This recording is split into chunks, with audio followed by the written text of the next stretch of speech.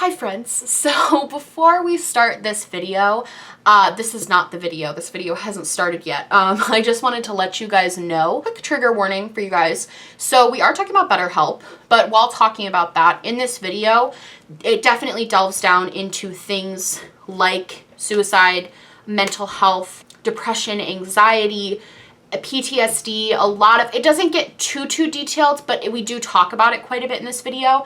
And I just want to tell anyone who maybe that would trigger, like, sit this one out. You know what I mean? Like, you don't have to hear about this one, because I don't want to make this a dangerous place for you. So as long as you're aware of that and you know yourself, and if you ever feel uncomfortable, like, click out. Like, my watch, I don't care about my watch time, like, it's fine. Just try and remember that your mental health is more important than watching a YouTube video. So if you feel any type of way, click off. I completely understand. But I wanted to put that before this video started just so you guys are aware. And yeah, I love you guys. And I will see you in like 2 seconds because I'll be sitting right here. You want me to do the snap thing? Should we do the, oh, I didn't do the snap thing at the beginning though, so that won't work. We'll just do the one snap. And then I'm going to be like, hi friends. Okay, ready? Hi friends. Hello. Hi. How are you? I'm concerned. So we're going to jump right into today's topic, which is, I have a pen. This is not a get ready with me. This is a serious, you and me, let's chat. Because I have some issues. So today I want to talk to you guys about BetterHelp. No, this is not sponsored. I'm actually going to talk to you guys about some of the stuff that's been going on with BetterHelp. I know there's been quite a few videos talking about BetterHelp. And what it is and kind of the scams behind it. And I know this might not be super new, but for those of you that don't know me, hi, I'm Hannah. I am a social work major in college right now. I'm going to school to be a social worker. I would like to eventually work with children and just like a little bit of background. I want to work as an advocate for children one day. That is my end game. But I actually currently, right now, am learning a lot about the counseling game and kind of what's going on with counseling and stuff like that. And so I wanted to talk to you guys about BetterHelp because for those of you that maybe haven't heard about what's going on, I just know that a lot of people are not getting the actual help they need right now. And I feel like there are a lot of YouTubers promoting this.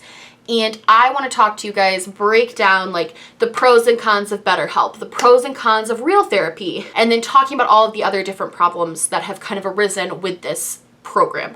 Okay, let's just do this, I guess. Let's start out with the pros and cons of BetterHelp because I feel like that is the one, this has been everywhere. I've seen every single YouTuber talk about it. I've seen multiple people who are on the app and work with people. I even have a professor right now who works for BetterHelp and he's like his LSW and he's a licensed clinical social work. And so he is on the app right now helping people. That's like a spare job he does for part-time. So this is a little tricky because I know quite a bit about the app. So the pros that BetterHelp kind of sells you on is that it is more inexpensive than actual therapy, like face-to-face therapy. Have access to it anytime. Like, I guess the big plan that people sign up for is you get unlimited access, like 4 times a week you get a therapy session. That's like the plan or something. So you get a lot of access to a therapist, and when you compare that, that's a lot cheaper than what you get in a face-to-face session. The other thing that is not really marketed as a benefit, but that I actually do see as a benefit is the fact that it is allowing people who maybe would never feel comfortable to go and sit with a therapist and talk about their problems face-to-face because maybe they're too ashamed, there's a stigma surrounding them. For those people, this is great for them because instead of having to go into an office and talk and be uncomfortable, and that's not something they're ever gonna do, you know what I mean? They can do this very anonymously. The person doesn't even know their name. They're able to talk about things in a way that is helpful to them. So that's a benefit of the app that the app doesn't even talk about. Like, I just think that's a benefit. Cons to BetterHelp though are big for me. Problem with the access thing, there's a couple of problems. So number one is you're not really supposed to have constant access to your therapist. There's a reason most therapists, and some do, like the situations vary. A lot of therapists, any therapist I have ever worked with, and I've worked with a few, has never given me their personal cell phone number. That's for a lot of reasons. Number one, the biggest reason being the things that you learn in therapy, you are supposed to be able to apply those to the outside world. So if you have a therapist that you have 24-hour access to, you're not necessarily learning the skills and learning the independence that you might need to go out and apply that to something. For example, in the commercial that they do, there's a girl having a panic attack in a dressing room. Girl, I have been there. I've had a panic attack in a dressing room. Like, I have been there. I completely understand that. What I used to do, and what I still do if I have a panic attack in that situation, is I use the tools I learned in therapy to calm myself down. It is not necessarily healthy or good or beneficial to have someone that you are constantly going to that is supposed to be like this trained professional to help you constantly and unlimited access to this person. That's not necessarily a good thing for your mental health because you're not learning how to independently deal with the issue by yourself. That's like a main thing I found with their marketing. I'm being nitpicky, but I'm going to be nitpicky in this video because, and I'm going to say this right now, this is people's lives. Mental health is very, very, very serious, whether you want to take it seriously or not. It's an incredibly serious topic, and people are dying. People die. And so when you're talking about helping somebody with mental health, you are taking their lives and you're putting it at risk when you're not doing proper things to actually help them, or when you're alluding to not doing proper things, because that's not even really an issue. The being too codependent on therapists doesn't seem to be an issue on this app. I went through the whole Better Business Bureau page and found a lot of very sus things, and I will link that page down below for you guys. A lot of the issue is people that sign up, you're not getting the actual access. So people will sign up and they will get matched with a therapist, and then the therapist will forget to come to their session and won't show up. And then people will sign up and they'll pay for it, and then they're not actually getting 4 sessions a week. They're only getting 1, and it's only for like half an hour because like the computer glitches and like shuts them out. Like, people are paying for all of this and they're not getting the services that they were actually promised. So it almost seems like the commercial is lying on multiple fronts, because it's lying about the ways you should probably deal with something like anxiety, and it's lying about the fact that anybody is going to respond to you, because from what I've gathered from these reviews, nobody's responding to anybody. The biggest problem I find with BetterHelp is, number one, you're not getting a diagnosis, which I'm going to talk in a little bit about later in this video about the issue with diagnosing people in normal face-to-face therapy, because I want this to be a bigger message that's not just like, oh, BetterHelp is the devil. And if somebody does diagnose you, that's an ethical kind of gray area, because you really shouldn't be diagnosing people that you have never met in real life. I really should not be diagnosing anyone at my level. You really have to be a trained psychologist or psychiatrist to be diagnosing people. You can be, but you have to like meet that person face to face. You have to work with them for an amount of time. You have to get to know that person. You have to do you see what I'm saying? Like, you can't just text with somebody and then be like, oh, you have borderline personality disorder. Like, that's not how that works necessarily. Something else I didn't mention in the video that I do want to mention is the fact that getting a misdiagnosis can really mess up the rest of your course of therapy, because if you get misdiagnosed and then you go to another therapist and you give them that diagnosis and they treat you for that and that's not the right thing, it can kind of mess you up for a long time. And it can also say, there's psychological studies about like getting wrong diagnosis, all this stuff, but like getting a wrong diagnosis is not a good thing, and it's not something we should be promoting through BetterHelp.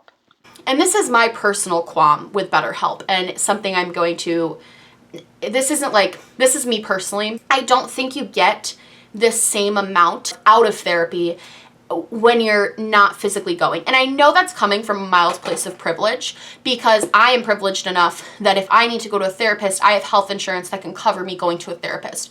So me saying like, oh, go to a therapist, I understand that's coming from a place of privilege. I understand why BetterHelp is appealing to some people. My problem, though, is that you really are not getting the same level of treatment that you could be getting from a therapist, a licensed therapist going into the office. Part of therapy that makes it work so well is just the act of going. We did a whole class on silence the other day. Just like sitting in a chair with a therapist in a room that is closed off from everything else. Even just sitting there in complete silence for an hour is more beneficial than doing nothing. And so I worry about BetterHelp because, number one, you're not really able to communicate other than messaging or video chatting or whatever. You're not like taking yourself out of the situation, sitting in a chair and talking to somebody. I worry because we are becoming, this is a whole other rant, but we are becoming a society that is very okay with having everything be virtual and having everything be instant access right in front of us. Like, we are becoming that. We are definitely turning into that. And that's great in some ways. I don't think it's great in therapy. Therapy works because you're removing yourself from the situation that you're in. You're going to somebody's office, you're sitting in a chair, and you are face-to-face talking to that person. They can gauge your body language. They can gauge maybe what you aren't telling the truth about. They're trained in that type of stuff. And so BetterHelp doesn't really work for that because you're sitting at your house, you're not taking yourself out of that situation, and you're texting with someone who maybe can't pick up on you not being completely honest about something, who maybe can't pick up like a joke, or you know what I mean? Like, it just makes it a little bit more complicated. The other issue I have with BetterHelp, like, they claim and they market it as like, this is going to be a replacement for therapy, but then in their terms of service, it's not a replacement. They literally say in their terms of service, this is not a supplement for therapy.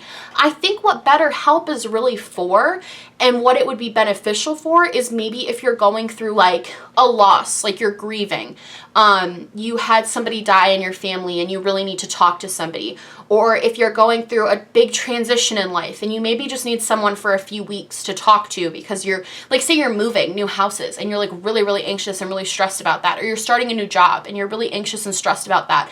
I think BetterHelp would work for those more short-term things, but they are marketing it to people specifically, especially in YouTubers, to people who have long-term mental health issues, to people with anxiety, to people with depression, to people with all different types of mental illnesses.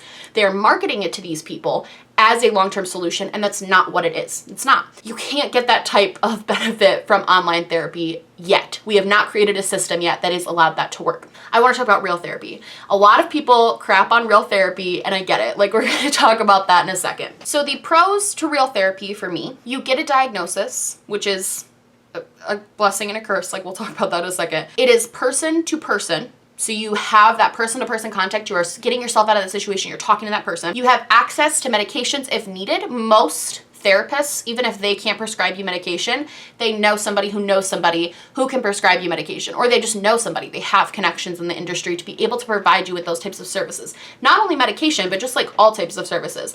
If you're financially not doing well, they can provide you the services to go to your city and get the help that you need. They can provide you with those things. That's not something, if you live in Houston, Texas, and your therapist lives in Vermont, your therapist probably doesn't know connections around you to be able to accurately help you and give you someone that they can like prescribe you those things, give you those things. Does that make sense? Like, you're opening yourself up to a lot of other resources, not just the therapist. Therapists also do like behavioral plans, very in-depth. They go to school for a lot of years, and we're going to talk about the issues with BetterHelp in a second with like fake people. And the best thing about real therapy is if your real therapist cancels on you, you don't pay for that session. We're going to get into the whole other topic now. The cons of therapy are basically the pros of BetterHelp. It's like, the cons are like, you have to drive there and it's expensive. Like, that's basically the pros of BetterHelp. You know what I mean? I want to talk about the money issues of BetterHelp really quick. This video is already so much longer than I want it to be, and I'm so sorry, but like, I feel so passionately about this. I've already briefly touched on this, but the biggest issue with BetterHelp is that, money-wise, is that they claim that you're saving money, which in a way, you are. Technically, maybe, if they provide the services they claim they're going to, which a lot of times they don't. You fill out this little thing, and it takes you to, you fill out this like form, and this is a whole other issue too. You fill out the form that like is like the little survey to talk about, and I applaud them for doing this and also hate them for doing this, where if you fill out the form and they determine that you are too mentally ill to continue on with what they can offer you, they give you different services, which is great because at least they're being honest about what they can help with. They're not accepting people who maybe suffer from something that would really require a person-to-person, more intensive care. They're saying we can't help you, but at the same time, if you're suicidal and you are asking for help because Shane Dawson told you this place was going to help you, and you get a letter saying, sorry, you're too mentally ill for us to help you,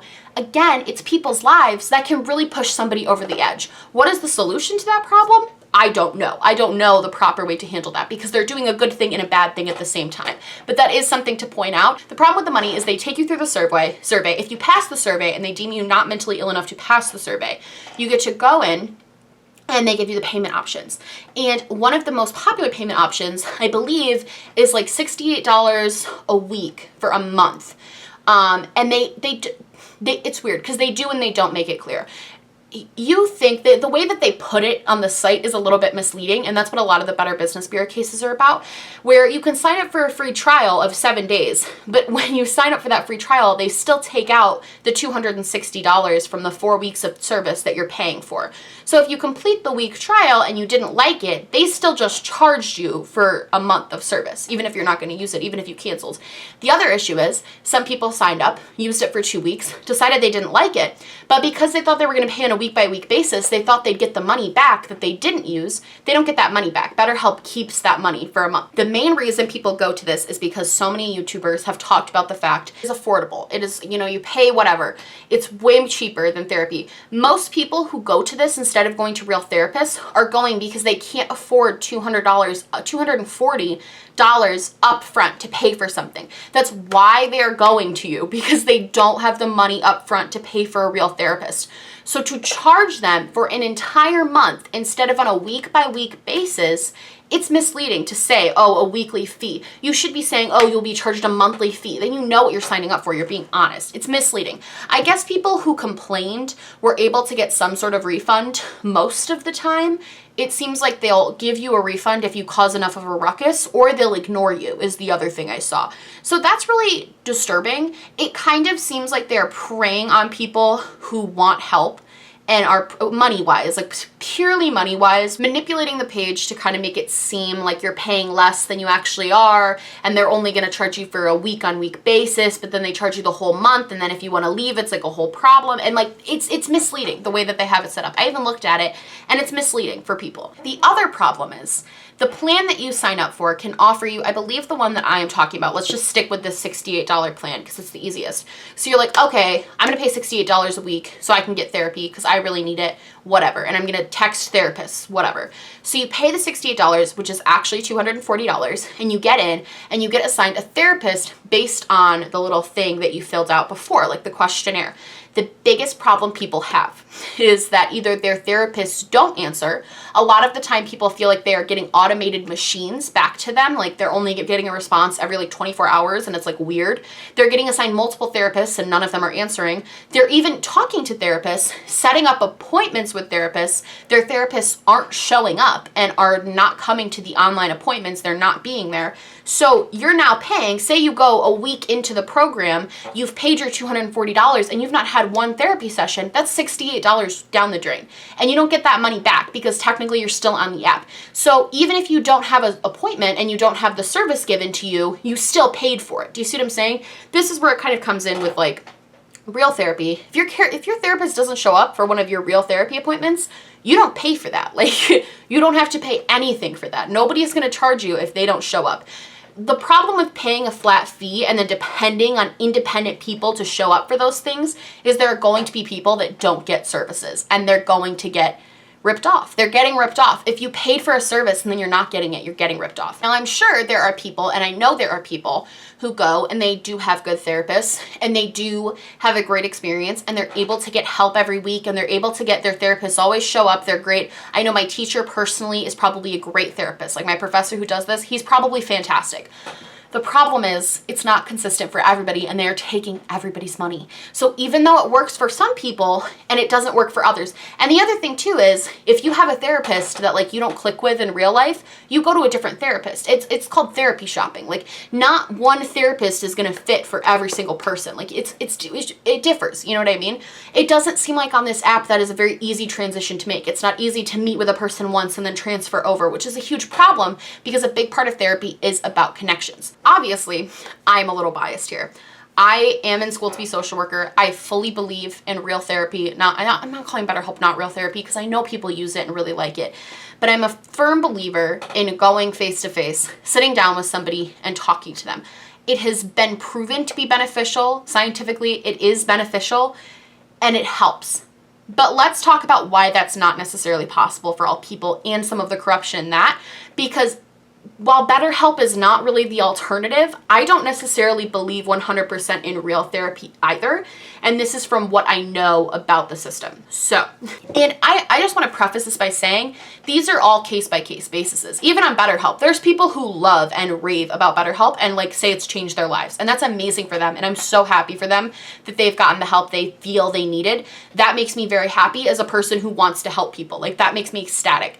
But there are also a lot of people who are not getting the help they need and who are losing money and who are mentally ill and reaching out for help, some of them for the first time in their lives. And this is their experience. They're not going to reach out again. We are currently losing so many people in this country to suicide and to mental illness and to addiction problems, everything. We are losing so many lives. We are losing lives. So to treat this the way BetterHelp has treated this so carelessly is unethical in my opinion, and I don't think this is something that should continue. The problem with actual therapy, because there are problems with it, it is too expensive. It's unreasonably expensive. I know a lot of that has, and if you live in anywhere other than America, I don't know how your system works. I have absolutely no idea. I can only speak to what I know about the American mental health system, and that is that it's fucked. And I'm just gonna say it, it's fucked. I don't like to swear on my channel, it's fucked. Like, the system is fucked.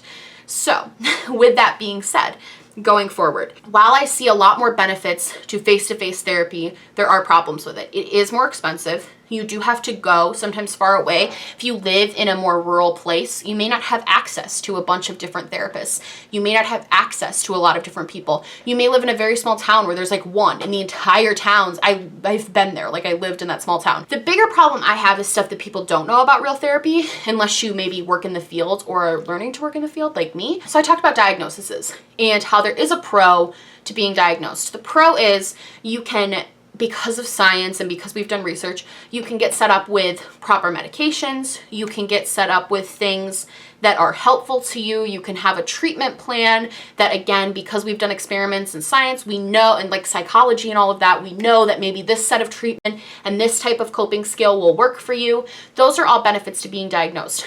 On the other hand, there are downfalls to being diagnosed. Number one, in children, which this is like a whole other topic, but there's been a lot of talk about diagnosing children, and there's been a lot of studies at how detrimental it is to diagnose a child at such a young age of maybe a mental illness that they have, how that can be detrimental to that child's mental health, because they're going through their life as this label instead of going through their life as just a kid who maybe needs a little extra help sometimes. They're going through as like, I am a child with ADHD, I am a child with autism, whatever. There's been studies that show that's detrimental. The reason they have to keep doing it is money. That's the reason. And then you look at it with adults. So if you go into a therapist's office, they need to diagnose you ASAP, because in order to take your insurance, especially if you're going under insurance, they need to give the insurance a diagnosis and they need to give the insurance a treatment plan, so that way they can show the reason you're there, why you're there, what they're going to do to help you, why insurance should be covering this. Because if you know about insurance, it's annoying and stupid, and you need all of these things to like prove that you need their services. Something that a lot of people don't know that I found out recently that really messed me up a little bit, and I was like, okay, is that therapy, if you give a person a more severe diagnosis, that therapist and that practice gets more money for a more severe diagnosis.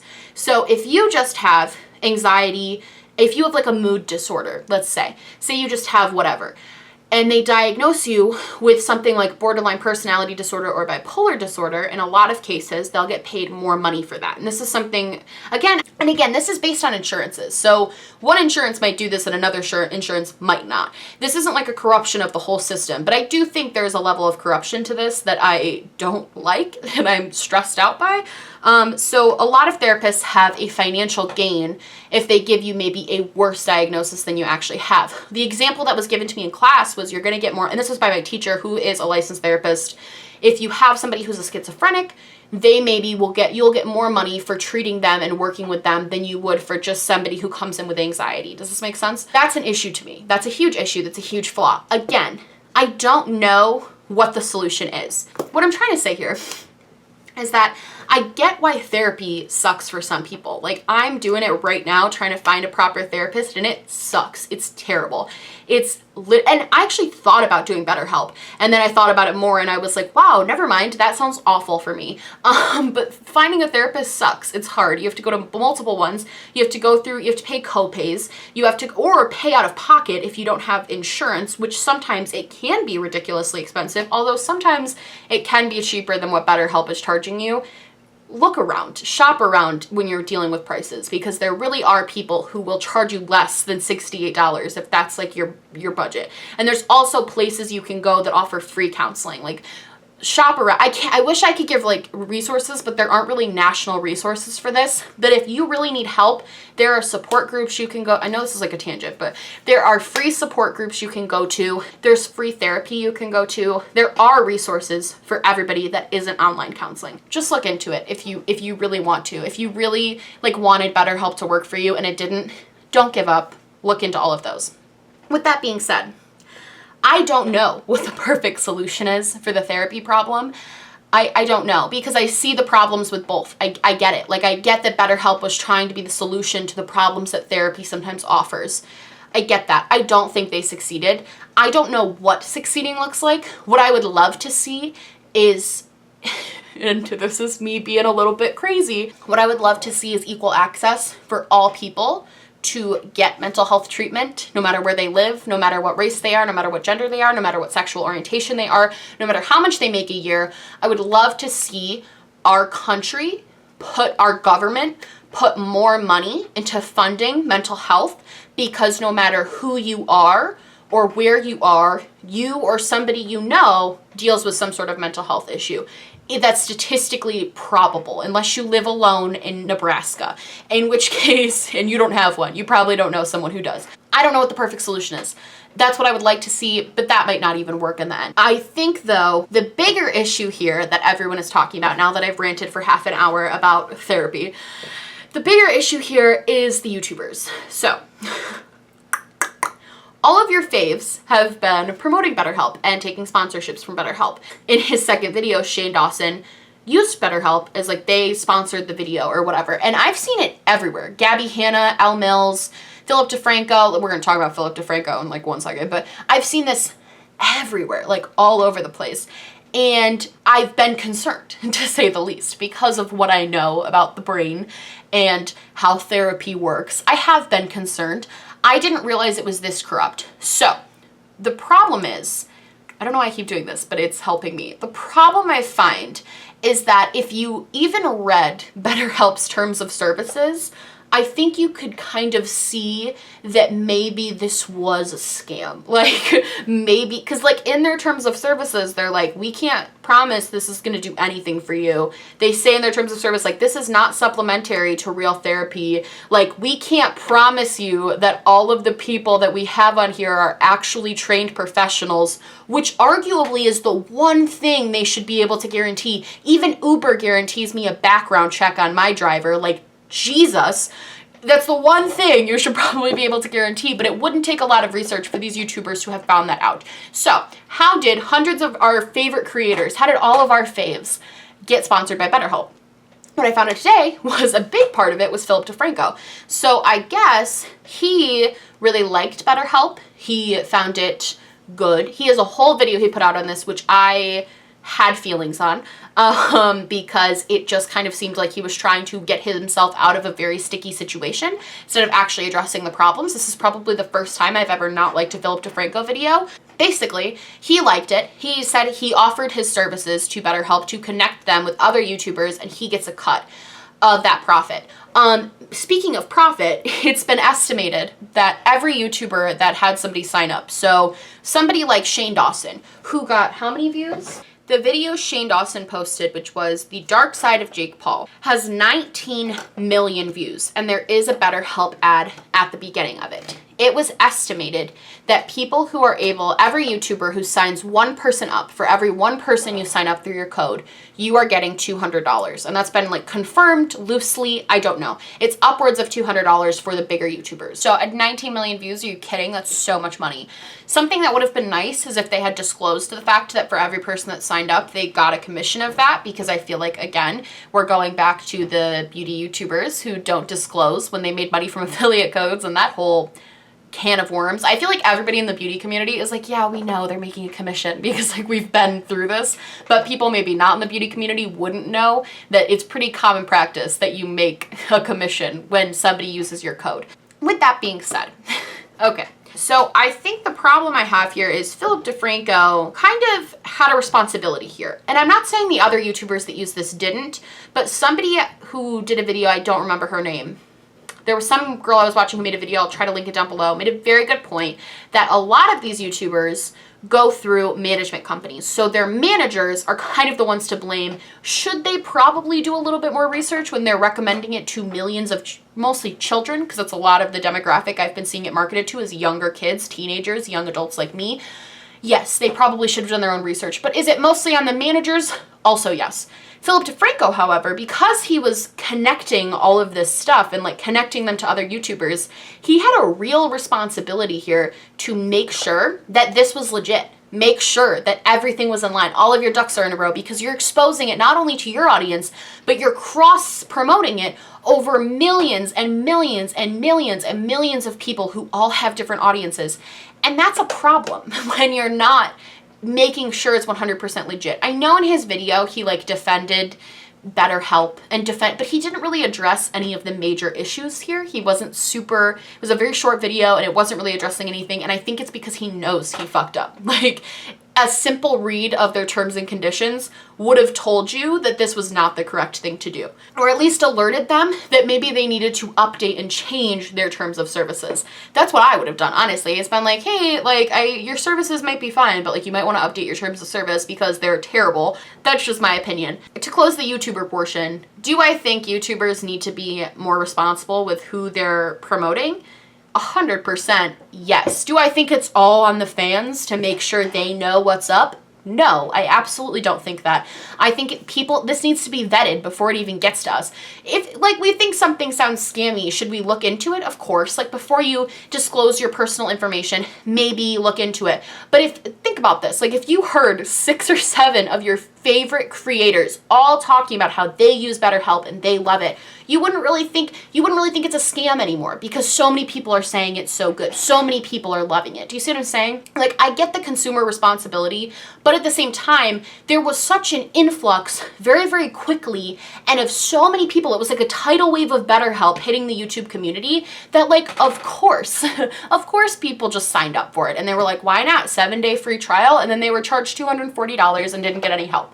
So I think the main factor would be people like Philip DeFranco, who really should have looked into this more. I think he's a major player. I know there's been some conspiracy theories about like Shane Dawson doing his whole series to be a BetterHelp ad. I don't see that. I think that's pretty far-fetched.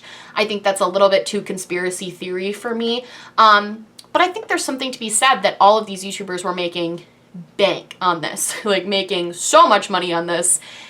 I think there's something to be said for that, you know? I don't know how to end this one. This one was a long rant, but I had a lot to talk about, and I really hope I articulated this well. I'm gonna link down below some of the videos that were a little bit less like ranty, a little bit less opinionated, and a little bit more fact-based as far as like the factual sides to BetterHelp. It's a rabbit hole. You're going to fall very far down, believe me, but it's fascinating, some of the stuff that people found out. There's a lot of corruption within the company that I haven't even touched on, because I'm not really an investigative channel. I'm more of a find the facts and then give my opinion channel, if that makes sense. But yeah, I hope you guys like this video. I hope you found it informative. And like I kind of have already touched on, but get help, you know? Like, I know, again, I can't express enough that I understand it's coming from a place of privilege, that I can go and just seek help wherever I want.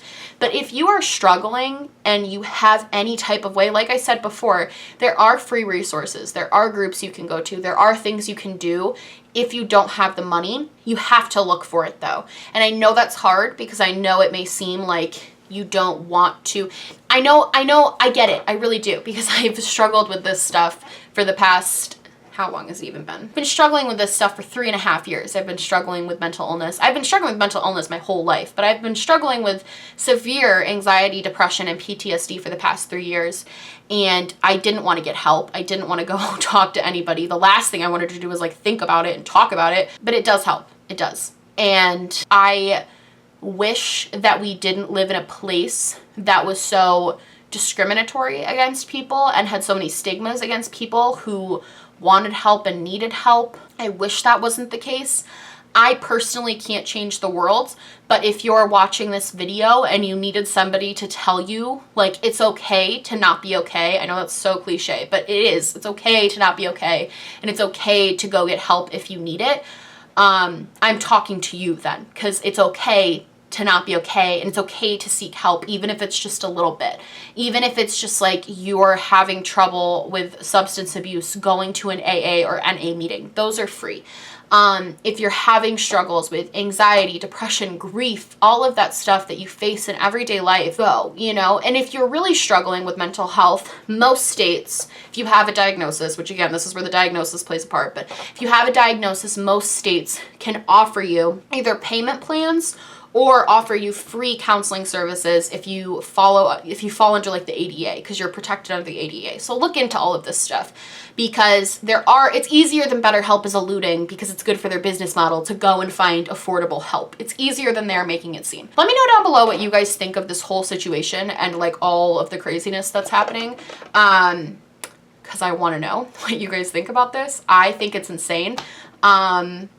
Yeah, I think you could really dive down a rabbit hole here, but that was kind of my perspective as a social work in training. Yeah, I love you guys so much. Thank you so much for watching this video. If you liked it, please like and subscribe, or just subscribe, or do neither. I'm honestly just so happy you are here watching me. Thank you so much for being here and listening to me talk about this. Everything will be in the description box, all of the videos I talked about. I'll try to find some national organizations for helping people if I can. There's not a ton, because unfortunately a lot of it is at a state level, but I will definitely try to find those things, along with all of my other stuff that's down there, like my social media, my merch, my Patreon, my makeup that I'm wearing. Hey, if you want to know what that is, you can check it out down below. And yeah, I love you guys. Thank you so much for being here, and I will see you in the next one. Bye!